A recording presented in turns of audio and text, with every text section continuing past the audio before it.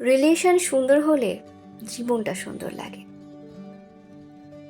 কিন্তু পার্টনারের সঙ্গে রিলেশনটাই যদি খারাপ হয় তবে জীবনটা কেমন যেন হয়ে ওঠে।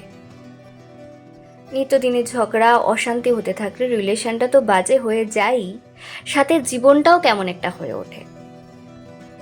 কিন্তু আমরা তো সবাই চাই আমাদের রিলেশনটা খুব সুন্দর হোক, সব সময় আমরা আমাদের পার্টনারের সঙ্গেই থাকি।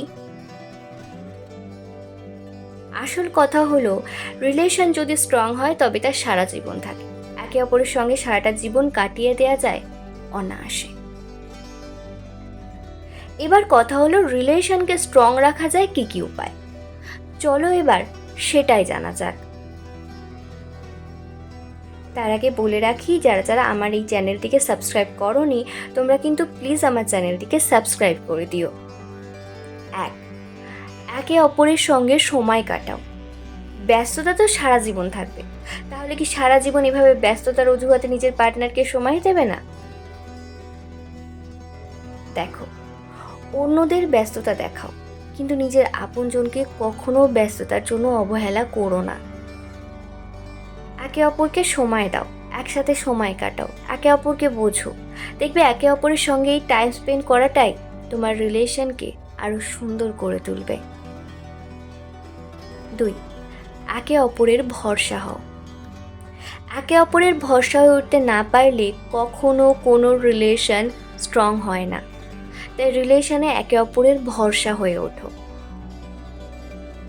ঝড়ঝাপটা, বিপদ আপদ যাই আসুক না কেন, একে অপরের শক্ত খুঁটি হয়ে ওঠো। দেখবে, যেদিন থেকে একে অপরের এই বিশ্বস্ত খুঁটি হতে পারবে, সেদিন থেকে তোমাদের রিলেশন আরও বেটার এবং স্ট্রং হয়ে উঠবে। 3, লয়াল হও। দেখো, রিলেশনে যদি লয়ালিটিই না থাকে তাহলে কোনো দিনও সেই রিলেশন স্ট্রং হবে না, বরং তাসের ঘরের মতো সামান্য আঘাতেই হুড়মুড়িয়ে ভেঙে পড়বে।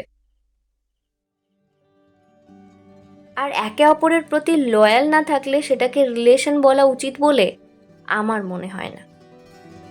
কারণ সেই রিলেশনগুলো স্ট্রং হয় এবং সারা জীবন বেঁচে থাকে যে রিলেশনে দুজনেই লয়াল হয়। আমার এই ভিডিওটি কেমন লাগলো অবশ্যই তোমরা কমেন্ট করে আমাকে জানিও, লাইক আর শেয়ার করে দিও, আর আমার চ্যানেলটিকে কিন্তু অবশ্যই সাবস্ক্রাইব করে দিও।